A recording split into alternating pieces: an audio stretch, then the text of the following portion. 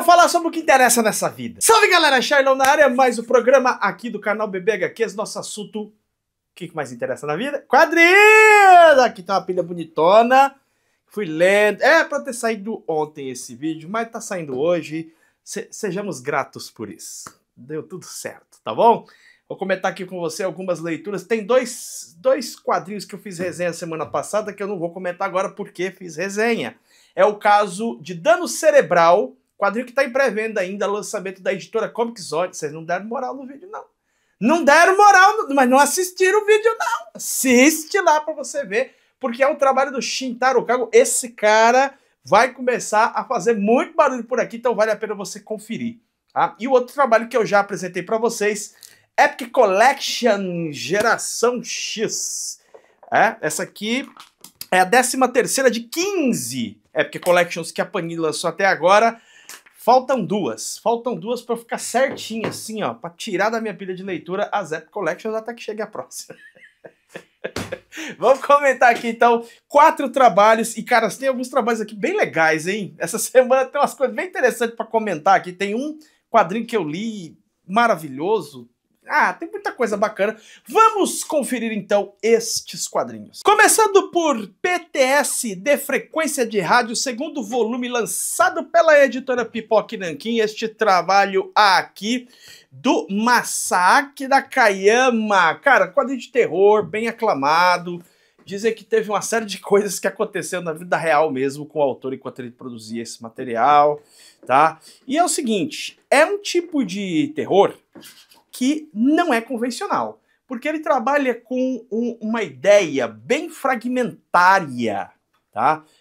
Ou fragmentada, se você preferir, das histórias que ele vai abordando aqui. Então, eu preciso ser sincero para você que eu preciso ainda ler, eu vou esperar para ler o 3º volume, para dizer para você o que realmente eu penso disso, porque eu estou tentando entender o trabalho, tá? O que não quer dizer que eu não esteja gostando, eu estou tentando entender a pegada da forma como esse cara escreve os trabalhos dele, porque uma das coisas que eu mais gosto é que ele utiliza essas figuras, né, bonecas, sem olhos, coisas sinistras, em vários momentos a arte dele, que é muito boa na minha opinião, vai lembrar de coisas, sei lá, meio Silent Hill, sabe? Esse terror japonês aí, mas que também migrou para mídias americanas, filmes e coisa e tal.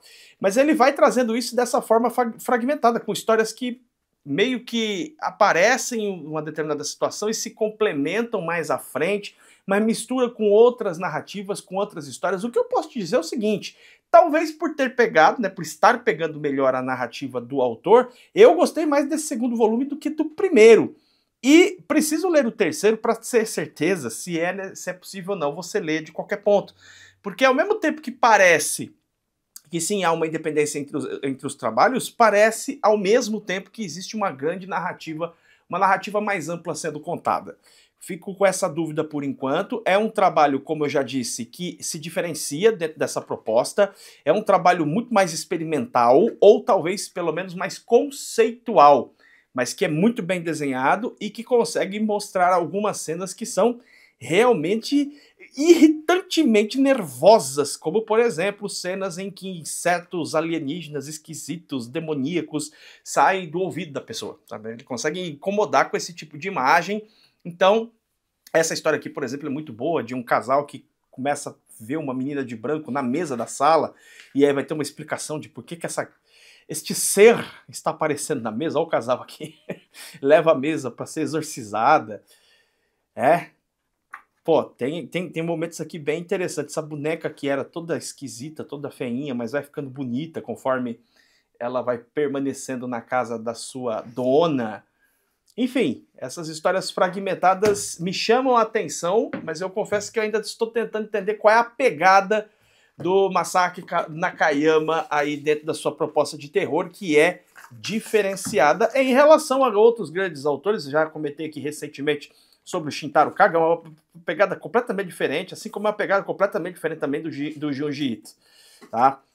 São propostas bem diferentes e eu acho muito legal essa oportunidade de ir conhecendo esses diversos trabalhos, justamente para não achar que terror é tudo igual nos mangá, né, meu filho? Como é possível ter passado da minha vida sem ter lido este trabalho do David Heine ou Heine, não sei como pronuncia, Michael Gay Dawes, um cara que eu tenho uma referência muito grande dele por conta do trabalho que ele fez em Alias, gosto demais, roteirizado pelo Michael Bendis, para mim uma das melhores coisas que o Bendis já escreveu, e com esta capa absurda, absurda, de Bill Sienkiewicz.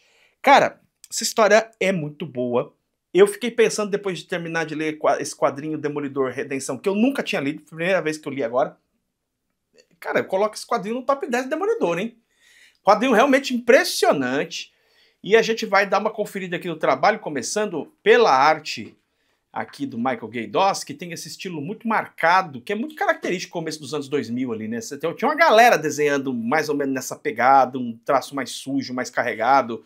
Michael Lark, Alex Maliv, o próprio André Sorrentino, o Cano, pô, tinha uma galera desenhando desse jeito. É um estilo que vigorou bastante no começo dos anos 2000. E esse trabalho aqui, cara, ele é um trabalho muito mais do Matt Murdock, nosso advogado de cabelos ruivos, do que do nosso personagem favorito aqui. Dentre os quadrinhos, eu sempre falo que o Demolidor é o personagem favorito dos leitores de quadrinhos. Não necessariamente que ele esteja à frente do Homem-Aranha e de outros personagens, mas o Demolidor, quem conhece realmente o Demolidor é quem lê quadrinho, né? Ele é um personagem dos quadrinhos e ele aqui não tem uma participação tão grande, tem momentos pontuais, mas quem vai aí comandar mais a coisa toda é o Matt Murdock. A história toda acontece, ela se passa inicialmente 7 anos antes do tempo presente aqui da narrativa, quando esta mulher aqui vai até Matthew Murdock, seu escritório em Nova York, e diz a ele, né, pede a ele, na verdade, que ele a ajude, na verdade, ajudar o filho dela, que estava preso, prestes a ir ao corredor da morte, por conta de que ele estava sendo acusado de ter praticado um crime bárbaro. O rapaz, muito jovem ainda, gosta de heavy metal, né, tinha um histórico religioso, mas acabou migrando, né, por heavy metal, músicas mais pesadas, leituras de livros de referências satânicas e coisa e tal, e aí um garoto de 9 anos é morto de uma forma bastante brutal, né, e o crime é atribuído a este rapaz, juntamente da sua namorada e mais o irmão da menina. Os 3 são acusados de terem praticado esse crime. Então a gente vai ver o Matthew indo para essa cidade, que é chamada Redenção, é uma cidade do sul dos Estados Unidos, uma cidade com questões religiosas bastante tradicionalistas, bastante conservadoras nesse aspecto. E aí a gente vai ver que o Matthew começa a fazer uma investigação, né, para defender o rapaz, e ele logo vai sacando que tem muita coisa por trás ali, que vai envolver corrupção, hipocrisia, ganância, fanatismo e mais um monte de outras situações. E o quadrinho ele tem muito forte, sabe aquela abordagem de filmes onde tem um advogado lutando para defender alguém que parece que, pô, não tem escapatória, vai ser acusado, vai ser condenado à morte, e aí a gente vai acompanhando essa investigação, ao mesmo tempo que a gente vai entendendo melhor o que está por trás de toda aquela história, e depois a gente vai ter aquele momento do julgamento, que a gente não consegue sair da frente da televisão, fica plantado observando tudo aquilo. Essa história é sobre isso. Por isso que eu disse que é uma história muito mais do Matthew Murdock enquanto advogado, né? Só que o detalhe está no fato de que, embora ele tenha esse tipo de narrativa que não seja uma novidade, a gente já viu esse tipo de história em vários filmes, inclusive filmes da época aqui, que esse material saiu, começo de 2004, 2005 e tal, o ponto diferencial aqui, o que dá o tempero a essa história, é justamente a presença do Demolidor, um super-herói, que consegue, né, trazer esse elemento diferencial e entregar uma certa originalidade para o trabalho, mas sem nunca deixar cair o clima dramático da história, o aspecto mais sério da narrativa. O quadrinho, em momento algum, cai numa galhofa, numa brincadeirinha. Não, o assunto é bem sério, e mesmo a presença do Demolidor, talvez até inclusive pela presença do Demolidor, essa história acaba ganhando contornos mais originais e mais fortes, intensificando, especialmente no aspecto da religiosidade fanatizada, né, essa questão de um demônio ali presente, coisa e tal.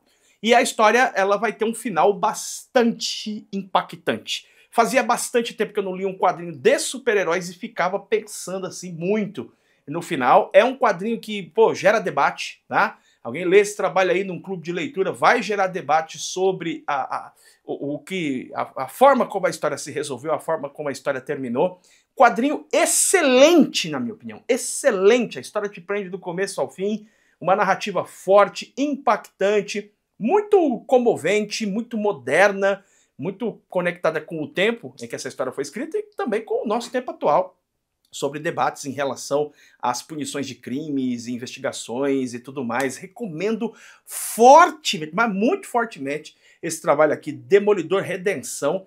É um espetáculo. Você já deve estar acostumado que eu estou trazendo aqui resenhas de quadrinhos da Eagle Moss, mas já isso aqui saiu faz muito tempo. Como é que você está trazendo? A questão é que nós estamos postando estes trabalhos aqui novos, lacrados, nos nossos canais de promoção. Se você não está lá, você está perdendo, porque encontra-se materiais desses aqui, aí é o preço de 20 e poucos reais, 30 e poucos reais, 40 e poucos reais, nós estamos postando lá, tá? E por que essa coleção aqui é sensacional? Primeiro, porque tem várias histórias aqui que, cara, dificilmente serão publicadas em outras coleções ou publicadas em outras histórias. É o caso dessa aqui, Gotham Depois da Meia-Noite. Eu nunca tinha visto essa história publicada em outra série, outra coleção, enfim. Então, tem essa vantagem, né? Então, e a outra vantagem é o valor. Tá realmente num preço muito bacana, a gente tá postando lá nos nossos canais de promoção. Vai ter gente que vai implicar com o negócio da lombada. Se você tem problema com isso, não dá. Mas se você não tem problema com isso, cara, tá valendo muito a pena. Tanto é que eu decidi, cara, essa coleção acho que começou a sair no Brasil quase 10 anos atrás, hein? Eu decidi agora que vou fechar essa coleção. Vou atrás dela inteirinha, vou fechar essa coleção, porque é muito bacana realmente. Lembrando que você tem a coleção de graphic novels inicial, né? E depois você teve uma coleção de sagas definitivas. E aqui nessas sagas definitivas não tem aquela história final, tá? Não tem a historinha final lá da Era de Ouro, Era de Prata, é só a saga principal aqui mesmo. Temos Steve Niles no roteiro e ele, Kelly Jones na arte. Para a alegria aí da galera que gosta de Batman Vampiro, vai ver muito Kelly Jones aqui. E, galera, é o seguinte, essa história aqui, até certo ponto da narrativa, ela estava me divertindo muito, porque ela conseguiu, né, unir aqui o elemento mais Batman detetive, que é talvez a versão do personagem que eu mais gosto, né? Porque você tem o Batman mais high-tech, tem o Batman mais não sei o quê, mais sombrio, e aqui você vai ver um Batman mais detetive, investigando. Toda a investigação começa quando alguns vilões, o Espantalho, depois nós vamos ter o Morcego Humano e outros aí, né? O próprio Cara de Barro também vai ter uma passagem bem divertida aqui. Eles estão praticando alguns crimes que são muito estranhos.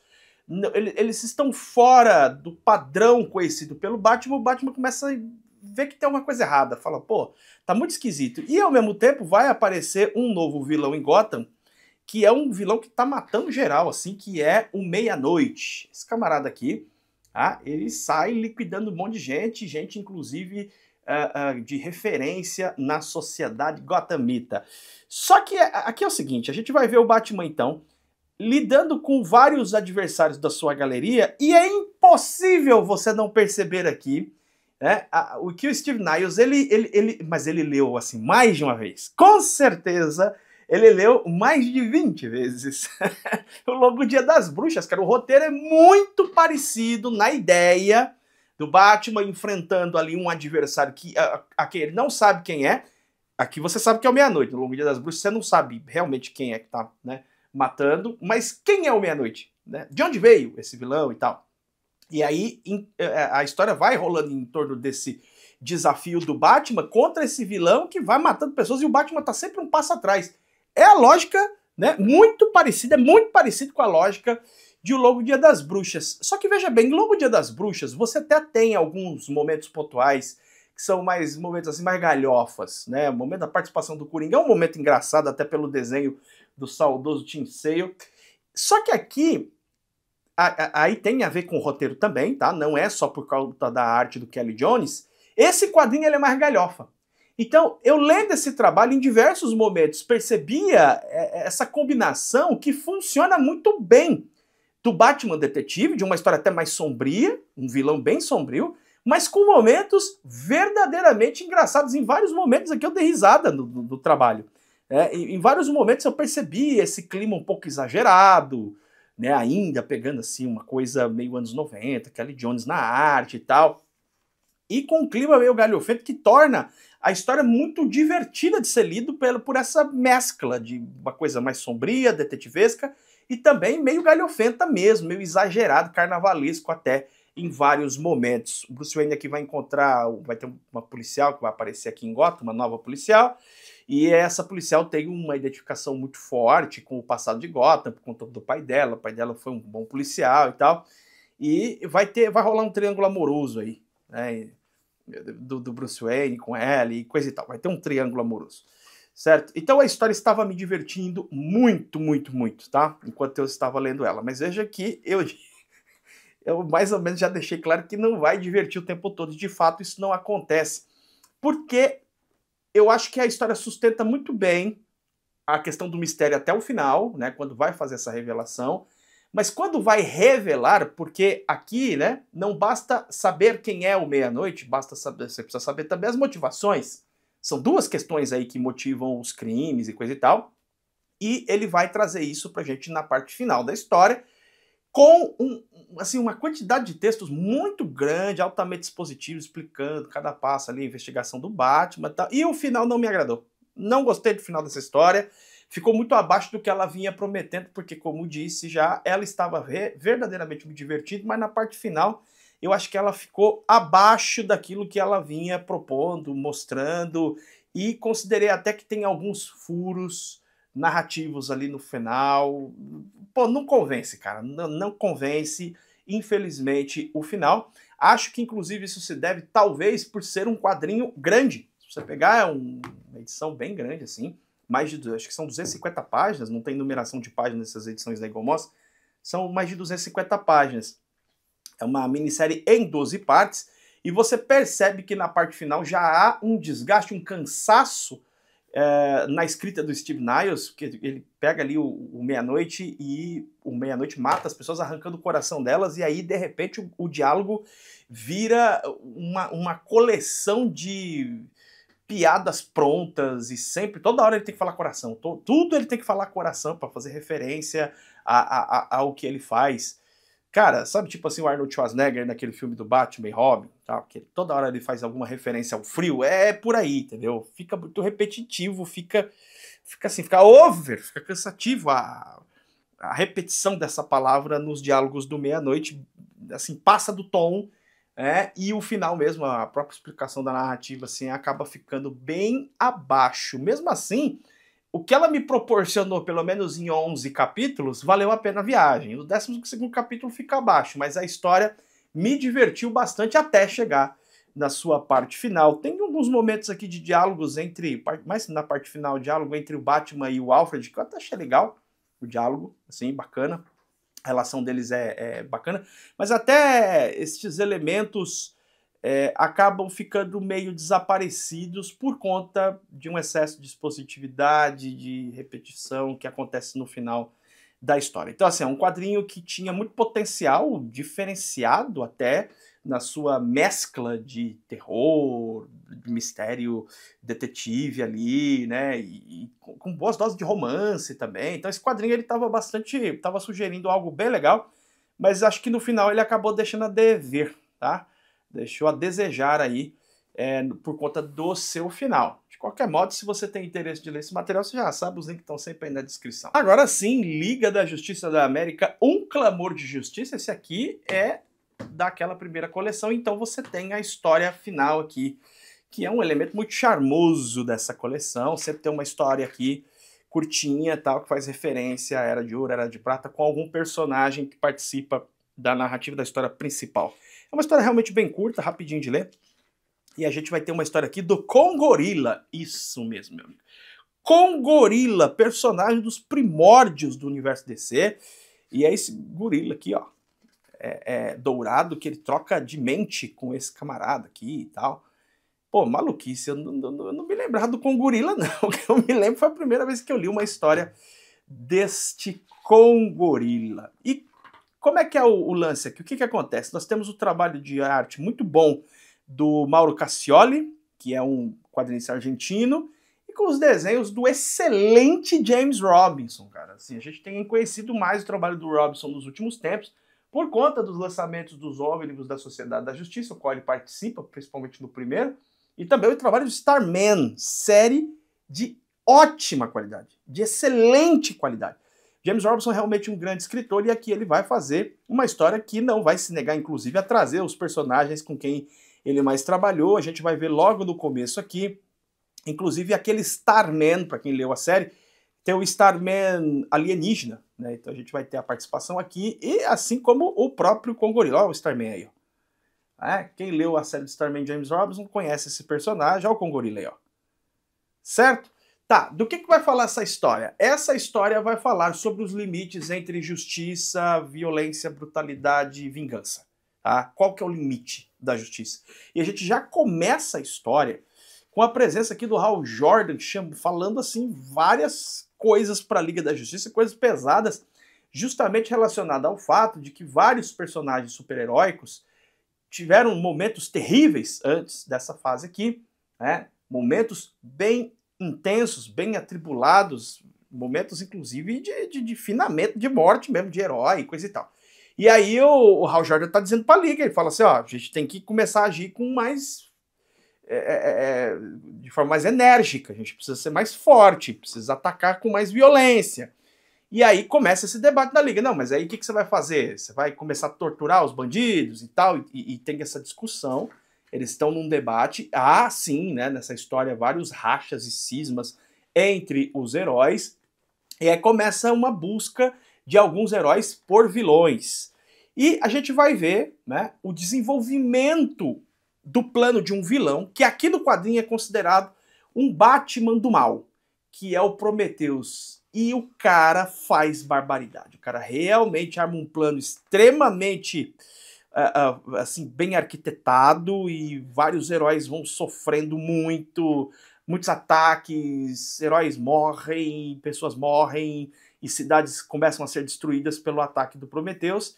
E a gente vê aqui, né, alguns membros da Liga, da Sociedade da Justiça, grupos de heróis indo em busca do Prometheus, tentando encontrá-lo de qualquer maneira. E eu não posso mostrar mais, porque esse quadrinho aqui ele tem cenas bem impactantes, cenas bem violentas, e o final dele é pesado. É questionável pra caramba. É o tipo de quadrinho que você termina de ler e vai refletir a respeito dos limites da ação do super-herói, se tá certo, se não tá certo. Alguém que gosta de quadrinho de super-herói e tá afim de ver uma pegada mais violenta, mais extrema, esse quadrinho aqui consegue trazer isso muito bem, com esse ótimo desenho aqui do Cassioli. Eu gostei bastante desse trabalho. E, pô, o final, cara, é chocante, tá? O final desse trabalho aqui é bem chocante, inclusive as decisões são tomadas ali para tentar resolver a questão toda. É bem questionável, é bem diferente, é um quadrinho diferente. Até a proposta dele... isso tem muito a ver, logicamente, com o trabalho do James Robinson. James Robinson é um grande escritor de quadrinhos e ele traz uma abordagem diferente aqui, mais violenta, mais sangrenta, mais nervosa, mais pesada e mais questionável na atitude dos personagens super-heróicos. Então, baita quadrinho, recomendo fortemente. Liga da Justiça da América, um clamor de justiça. Os links para você adquirir estes trabalhos estão aqui na descrição do vídeo e vai aparecer aqui na tela para você os 2 vídeos de resenhas que eu fiz na semana passada. Já aproveita que você tá aqui, já emenda e já assiste logo esses vídeos também, beleza? A gente se vê em breve em mais um programa do canal BBHQ. Beijo enorme no seu coração.